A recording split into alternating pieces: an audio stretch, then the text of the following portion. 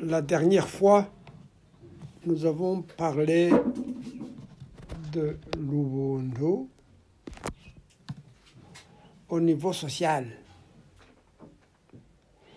dans le cadre du partage, la dynamique du partage. Et nous avons vu combien c'est une nécessité absolue que l'individu qui ne compte que sur soi et qui ne partage pas avec les siens, c'est un pauvre homme qu'on appelait Gito, avec un classificatif nominal Gi, attribué aux animaux et aux plantes. Un tel homme était qualifié par Inda dans le sens de ventre, c'est-à-dire quelqu'un qui ne cherche que ses intérêts. Inda niva homora, qui ne veut qu'ingurgiter des choses sans les partager avec d'autres. Et un tel homme était qualifié même d'insatiable. Alors, cela nous a montré que l'homme a une dimension nécessairement sociale pour être appelé Umuntu.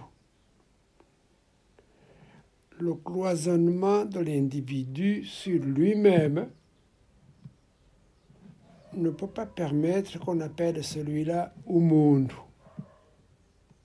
Nagakoko, nakabura buryo, nakaburende, nagashyano. C'était fort. Approfondissons cela en parlant aujourd'hui d'Ubuntu en tant que sensibilité à la mise en commun des énergies.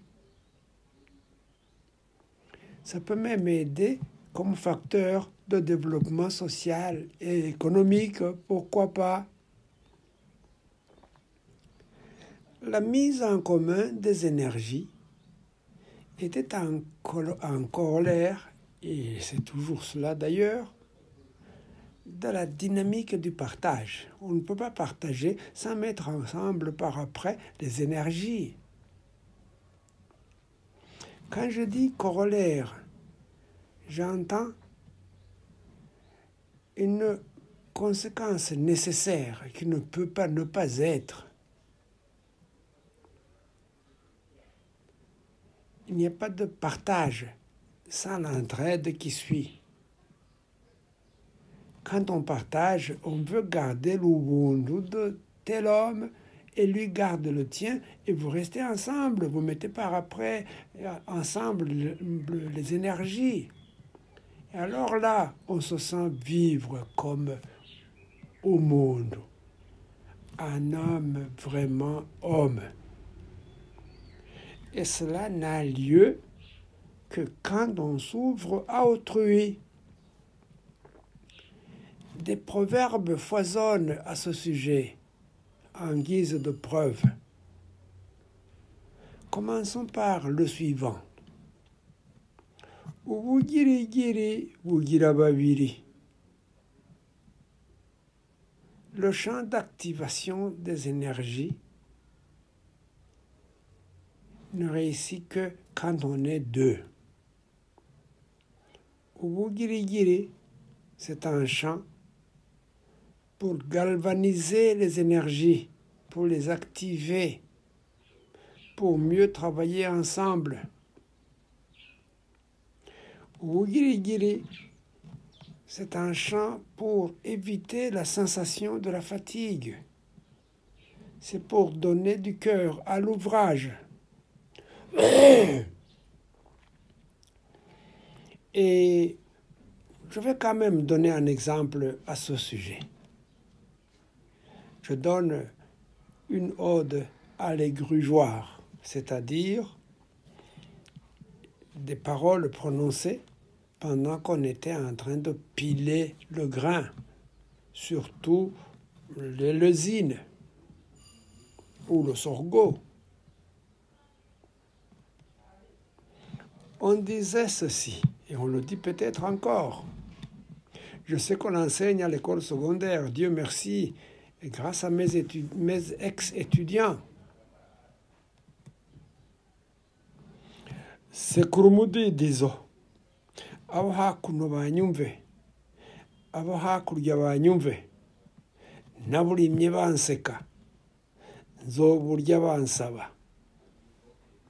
Sekurumudidizo, abo hakuno banyumve, abo hakurya banyumve, naburimye banseka, nzoburya bansaba.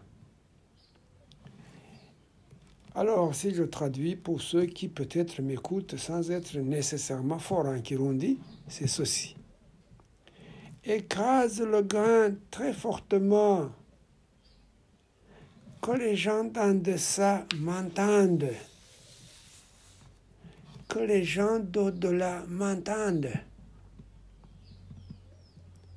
Quand je défrichais le terrain en vue de semer l'éleusyne,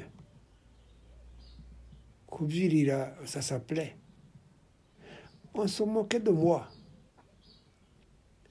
Et quand alors je mangerai la pâte qui en résultera, l'on me tendra la main. Et c'est un chant pour exprimer la fierté de l'agriculteur. Mais l'intéressant de l'affaire n'est pas seulement au plan sémantique, c'est-à-dire au niveau du sens linguistique des mots. Il y a aussi autre chose. Il y a un sens lié à l'expression, à la production du sens en tant que tel, la façon dont le sens est rendu. Et ce sens est celui-ci. C'est le rythme des mots qui coïncide avec le rythme des pilons. Ils sont deux. Elles sont deux, c'était en général des femmes. Elles sont deux, celles qui pilent le grain. Et le pilon fait le même rythme que les paroles. C'est kurumudidizo, ta ta ta. Aho hakurya banyumve, ta ta ta. Aho hakuno banyumve, ta ta ta. Naburimye banseka, ta ta ta. Nzoburya bansaba, ta ta ta. Or, quand on voit ce rythme-là, c'est très intéressant, hein, quand on l'entend plus tôt. C'est exactement comme la poésie d'un poète très ancien, un poète romain de l'histoire de l'Antiquité, un poète appelé Horatius, Horace. Ceux qui ont à peu près mon âge ou qui sont plus jeunes que moi, qui ont étudié le latin, ils connaissent cet auteur.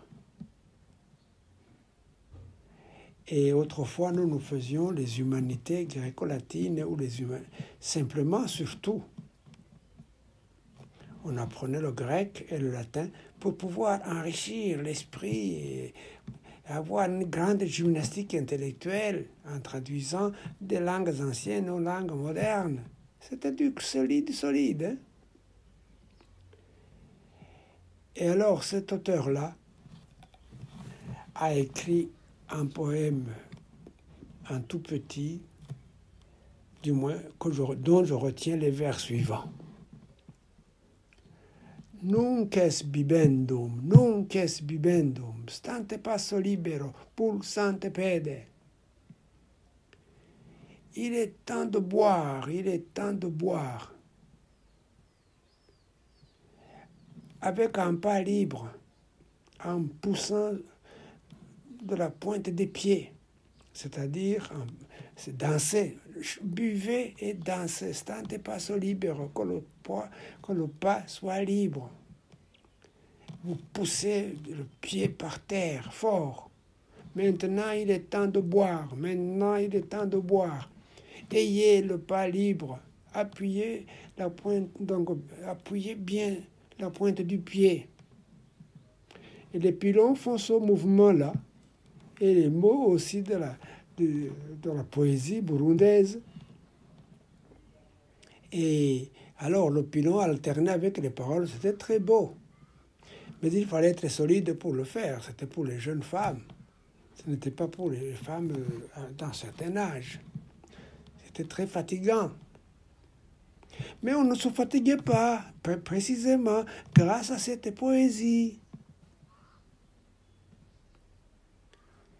Et alors, ce qui est le plus intéressant encore, et même quelque peu bizarre, c'est que le rythme de notre ode, Sekurumudi, disons, avec la poésie latine d'Horace, Nunc est bibendum, ça rime en même temps avec le rock and roll, la danse qui influence beaucoup le monde entier, le rock and roll. Et c'est le même rythme. Vous voyez comment le monde est pareil. La sensibilité mondiale est claire là-dessus. On dit même que l'enfant dans le sein de sa mère goûte le rythme de la musique déjà, que les femmes enceintes qui m'écoutent et fassent écouter de la belle musique à leurs enfants. L'enfant, après 5 mois, il entend cela. Et il goûte à coup sûr.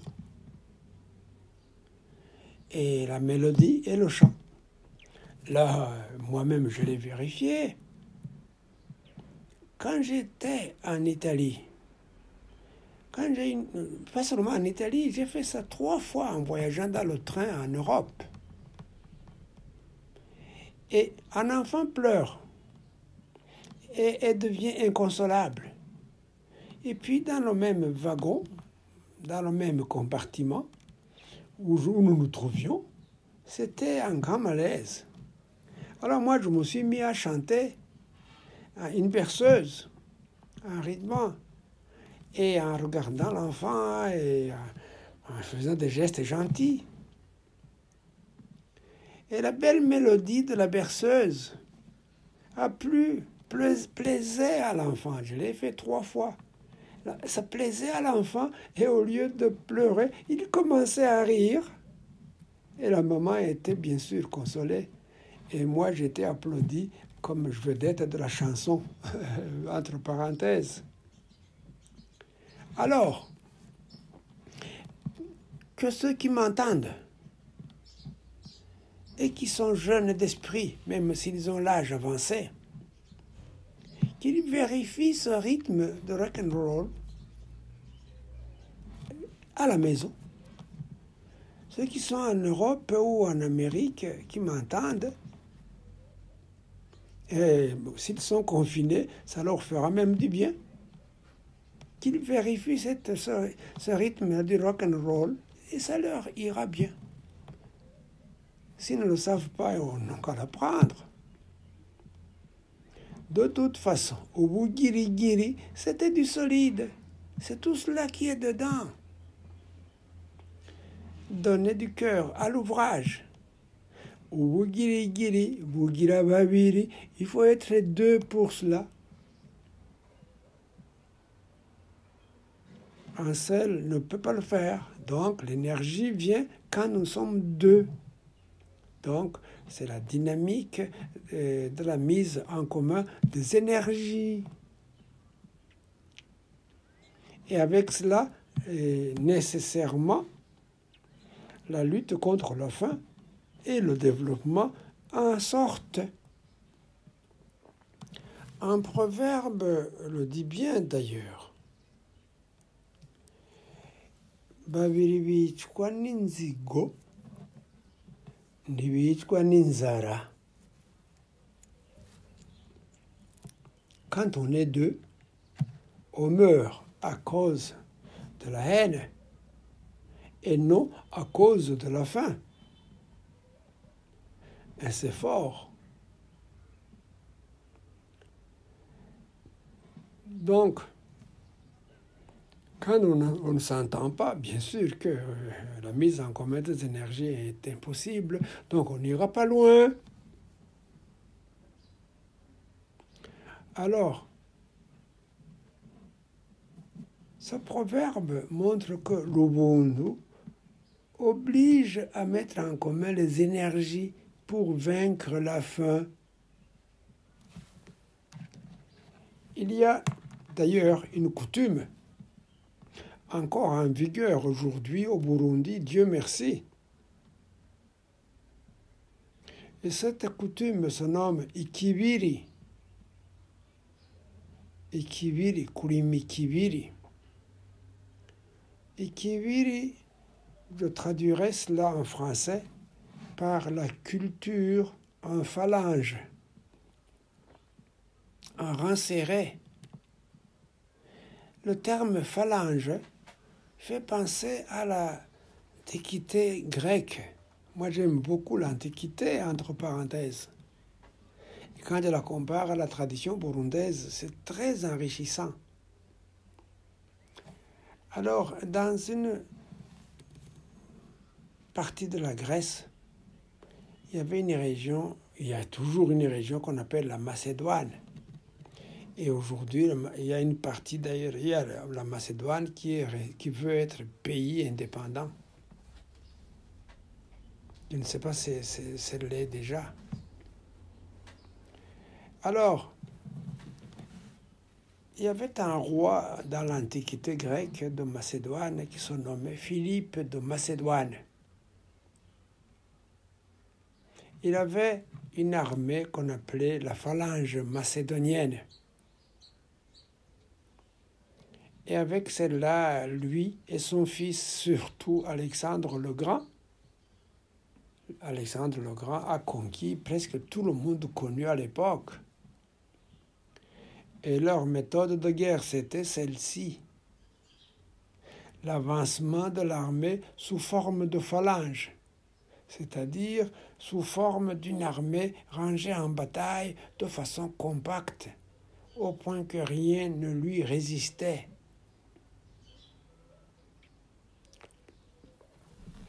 Et alors, beaucoup de cultivateurs s'organisaient ainsi. Ils s'organisent encore aujourd'hui ainsi en phalange pour vite élaborer un énorme champ, en rythmant leur travail par un chant ou par une ode. Et le travail avançait vite sans que les gens se fatiguent. Et de la sorte, la faim était combattue, l'Ubuntu motivant. Je vais juste donner un tout petit exemple d'une ode à la houe, dans une poésie de l'agriculteur, sur précisément le kibiri. Kibiri nyabarigita, kirigitira ku kivi ibibondo bikadoha. Et kibiri, culture en phalange, qui laboure un champ très vite. Et puis les enfants en sont nourris. Alors là, comme chacun le voit, l'objectif, c'est de réussir l'agriculture, la lutte contre la faim à travers l'agriculture. Cela, à mon avis, c'est une coutume qui mérite énormément d'attention, ikibiri. Et on est toujours capable de le faire. Et nos ancêtres étaient sévères là-dessus. Et ils disaient, ukuboko kumwe kuriyaga ndikwimara uburyi. Lorsque l'on souffre d'une démangeaison, un seul bras ne suffit pas pour un grattage en vue de calmer la douleur. Il faut être deux, même pour se frotter comme il faut. Imaginez, mais c'est une image, bien sûr. Si l'homme a deux bras, l'action isolée de l'un d'entre eux ne peut pas suffire. Face à une tâche exigeante, il faut utiliser les deux bras. Il faut donc deux bras, pas un seul. C'est une image. Mais je vais, pour illustrer cela, donner un exemple que j'ai vu moi-même quand j'étais petit. La construction d'une maison traditionnelle. La maison traditionnelle, comme certains peuvent le penser, ce n'était pas du tout une cabane qui ne mérite que la pitié, une hutte méprisable. Non, c'était une maison en bonne et due forme, ayant toutes les pièces nécessaires quand c'était une famille de classe moyenne. Donc, on y logeait bien. Moi, j'y ai grandi et c'était confortable. Et alors, pour construire la maison traditionnelle, c'était un travail d'un jour. Là, j'ai vu moi-même quand j'étais petit.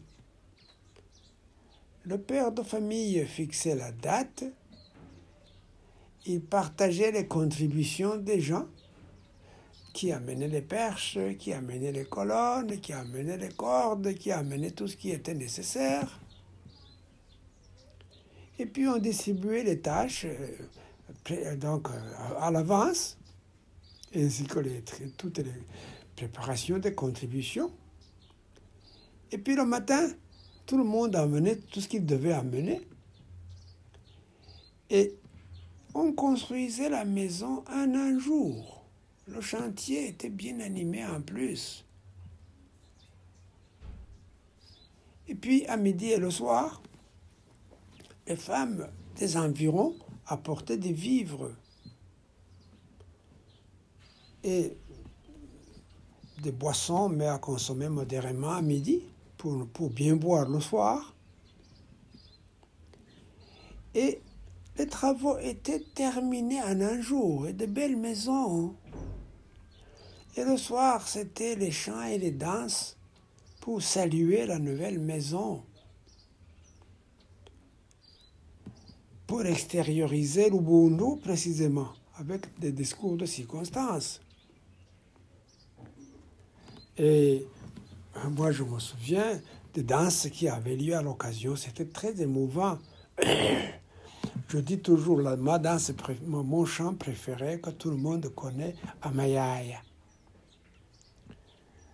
Alors, Amayaya, ya, le sens c'est celui-là. Hein? Ya, Amayaya, c'est la joie.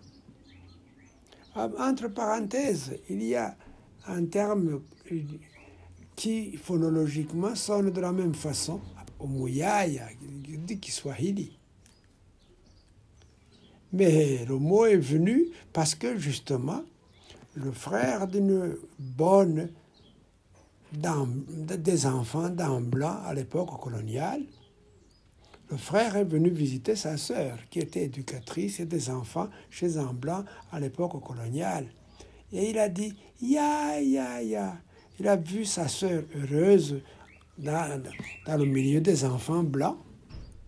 Et il a dit « Ya, mais wabai muzungu, tu es devenue une blanche toi aussi avec les enfants des blancs. » Alors les enfants ont dit à la bonne « Mais tu t'appelais Ya, et tu ne nous l'as pas dit. » Et ils ont commencé à l'appeler Ya, donc appeler leur bonne Ya.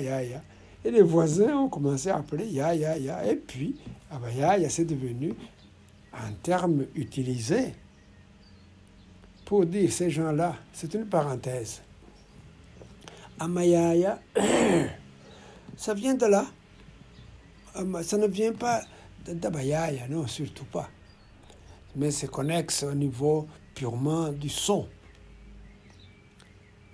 Et alors, chanter cela, c'est la joie d'être ensemble. Je vous donne juste un petit exemple.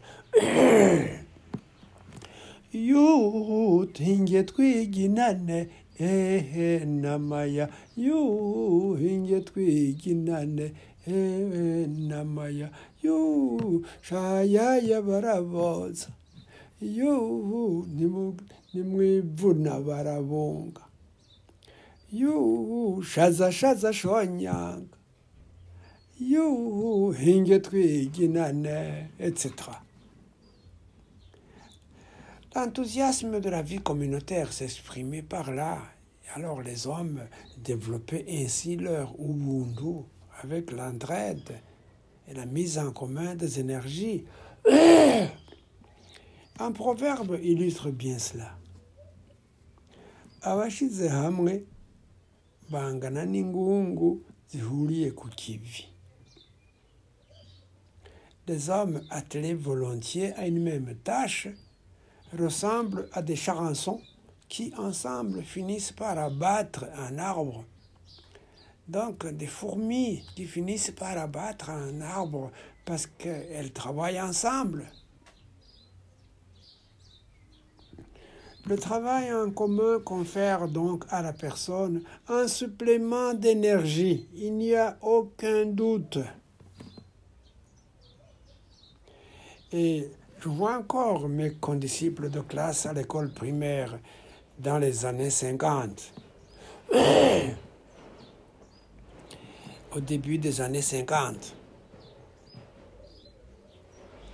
Et ils venaient en classe tous les jours. Tôt le matin, ils rentraient le soir. Ils faisaient 2 heures de trajet en allant et 2 heures de trajet en retournant. Ils le faisaient justement avec le rythme, en chantant, en marchant avec un rythme concerté, le chant aidant. J'entends encore ce chant parce que moi j'en habitais pas loin de l'école, mais il les accompagnait un peu. Yongende ya Muhini. Muhini, c'était un chef de Kirundo, le grand-père, l'arrière-grand-père de Rwagasore d'ailleurs. Muhini, père de Meigno, Meigno, père de Madame, donc Madame Kanyonga, la mère de Rwagasore. Et donc un chant est venu de Kirundo jusque chez nous à Kiganda, à Muramvya. Les Burundais traditionnels communiquaient bien. Yongendo ya Muhini. Muhini we, yongendo ya Muhini. Muhini we, yongendo ya Muhini. Muhini we, yongendo ya Muhini. C'est encore le même rythme que pour l'ode entre parenthèses, pour l'ode de l'égrugeoir. Donc, c'est Kurmudi, disons. C'est le même rythme. Ta, ta, ta, ta, ta, ta. Moi, je pense que le rythme, c'est l'une des meilleures façons de communiquer, les plus primitives qui soient, bien avant la parole. Et alors, je vois encore, et aujourd'hui encore, Dieu merci, des gens qui tracent une route, travaillant ensemble, qui abattent parfois des collines entières. Et il y en a qui chantaient en disant et abazungu ntibafyina nibo bishe rumariza soma mwavyuma twubaka ibarabara. Quand on soulevait un poids fort, On chantait cela. Soma mwa byuma, et tout le monde se levait ensemble. Twubake ibarabara. Abazungu ntibafyina nibo bishe Rumariza. Soma mwa byuma, twubake ibarabara. Abazungu ntibafyina nibo bazanye ibutura. Soma mwa byuma, twubake ibarabara. Et Rumariza, c'était un esclavagiste. Et de fait, les Belges, en arrivant, ils l'ont tué, Dieu merci. Là, ils nous ont fait du bien quand même. Et abazungu ntibafyina nibo bazanye ibutura. Les Blancs ne jouent pas. Ce sont eux qui ont amené la culotte. Imaginez, la culotte ne faisait pas partie de l'habillement traditionnel. Cet habillement était fait d'un pagne de dessous et un autre pagne de dessus. Alors, les deux pagnes se couvraient mutuellement et couvraient bien la personne. Même chez les gens ordinaires, il ne faut pas imaginer que nos ancêtres marchaient presque nus. Non, ils étaient bien habillés. Et chez les riches, la multiplication des vêtements et la solennité étaient même de rigueur. Et qu'on voit encore les Zimbega, quand je porte les Zimbega, je me sens vraiment bien habillé et j'en suis fier. En tant que Mushinganta et en plus. Donc, c'est de l'habiller, Imbega. Revenons donc aux coopératives spontanées. Elles ont vraiment caractérisé notre culture traditionnelle. Et elles ont exprimé notre Ubuntu. Dieu merci. Il y a un proverbe qui illustre cela comme il faut. Abandu nimagiriranire. Les hommes sont complémentaires. Cela veut dire que l'individu en lui-même est incomplet. Complémentaire veut dire un ajout obligé, immanquable. Donc, on ne peut pas être complet si on est seul. La présence d'autrui est une source d'achèvement. L'homme, donc, a besoin de son semblable pour valoir quelque chose. Se mettre ensemble, c'est une exigence de nature. Le premier évêque catholique du Burundi, un missionnaire appelé Gorju, qui a écrit un livre d'ailleurs intitulé « En zigzag à travers le Burundi » et un autre aussi. Et il a dit « Ces gens sont capables de se serrer comme un seul homme. » Il ne pouvait pas mieux dire. Aujourd'hui encore, si nous réussissons, par exemple, les événements de notre vie, les événements heureux comme les événements malheureux, c'est grâce à la mise en commun des énergies. Nous ne réussirions jamais, jamais. Indererano, c'est une contribution et qui n'est d'ailleurs pas gratuite, puisqu'on attend le retour de l'ascenseur un jour. Ce n'est donc pas un acte de charité pur, non. Ce n'est même pas un geste d'amitié, c'est un geste de solidarité. On est solides ensemble. On accomplit un devoir de solidarité. L'amitié est nécessaire, mais pas indispensable. Donc, si on ne coopère pas, on se renie comme homme. Quand, par exemple, la foudre s'abattait sur un troupeau de vaches, les voisins se liguaient pour reconstituer le troupeau. Et souvent, le sinistré recevait Plus de vaches qu'il n'en avait perdu, vous imaginez. Et on disait cela, Inguva ya Mugabiye. Inguva ya Mugabiye. Et le terme traditionnel pittoresque, c'était Ukubyu Ukiriza, faire se relever le troupeau. Mais cela, il n'y a pas longtemps, quand il disparut, quand j'étais petit, c'était encore en vigueur. Et dans certaines régions du Burundi, peut-être que c'est encore en vigueur. Kubyu Ukiriza. Donc l'expression de l'Ubundu par la mise en commun des énergies. Ce n'est pas acceptable de vivre ensemble comme des pierres qui sont là, comme des arbres qui sont là.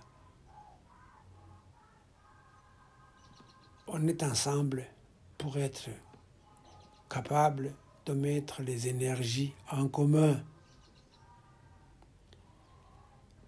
Là, on peut aller loin. Et il y a des régions qui ont une culture différente, où quelqu'un peut mourir et les voisins ne le savent qu'un jour après ou 2 jours après. On s'en rend compte tard, parce qu'il n'y a aucune communication, aucune entraide. Ce n'est pas dans le sang. Quand vous proposez un contact, il y a des civilisations où on refuse. Moi, je me trouve à Paris une fois.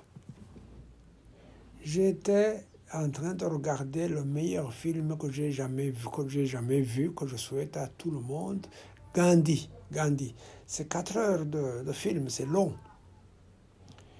En général, il y a un entracte, au milieu, on s'arrête, on se repose.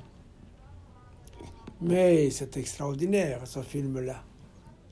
Alors, dans l'entracte, j'étais assis à côté d'une femme noire. Alors, je lui ai dit tout simplement « bonsoir » en la regardant avec attention et avec respect. Et elle m'a répondu « vous me saluez alors que vous ne me connaissez pas ?» Moi, je lui ai dit, chez nous en Afrique, on se salue. Chaque fois qu'on se rencontre, même si on ne se connaît pas, c'est une marque d'attention. J'ai voulu vous montrer que je suis heureux d'être à côté de vous, c'est tout. Et la femme a dit, mais on n'est pas en Afrique ici, on est à Paris. J'ai compris que c'est une qui n'a pas cette culture-là tout en étant noire. Ça veut dire surtout peut-être les latino-américains, les caraïbins, les gens qui sont partis de l'Afrique il y a 5 siècles. Et j'ai compris que c'était de ces gens-là. Et alors, je lui ai dit, excusez-moi, madame. Et nous avons terminé le contact. Dans cette condition, bien sûr, la mise en commun des énergies est impossible. C'est même inimaginable. Et alors là, si je puis conclure, j'aimerais dire que la mise en commun des énergies était un devoir entre voisins. Parce que le voisin est plus qu'un membre de la famille quand on l'a accepté. Parce que c'est quelqu'un dont on ne peut faire abstraction du seul fait qu'il habite avec nous ou qu'il exerce un même métier que nous le voyons tous les jours. Avec lui, donc, la coexistence pacifique ne suffit pas. Un minimum de solidarité est nécessaire.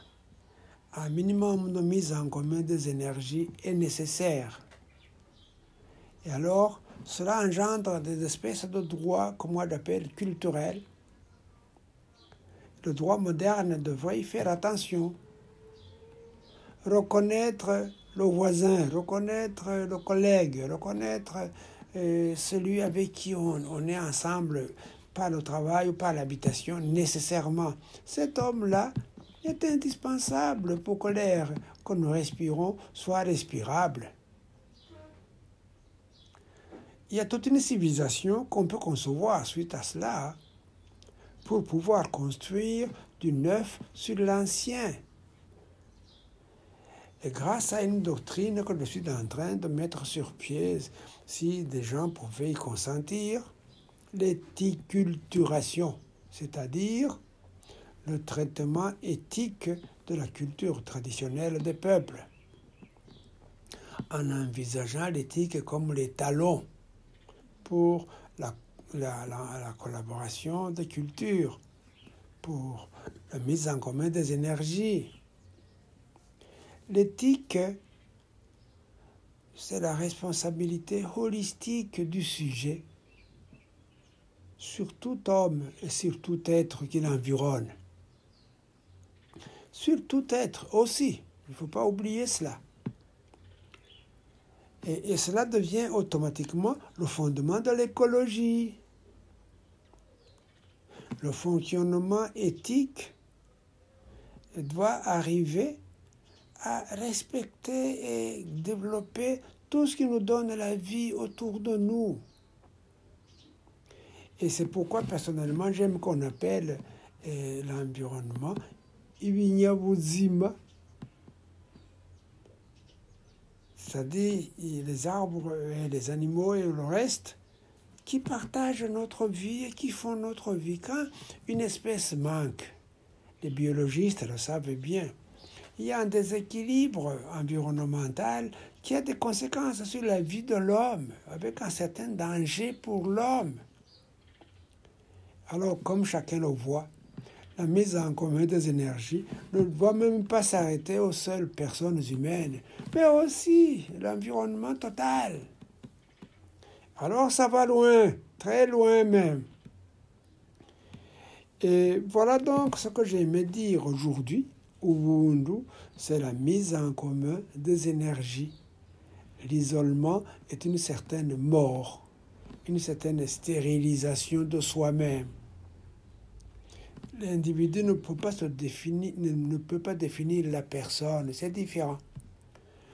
On est personne quand on sent une dimension communautaire.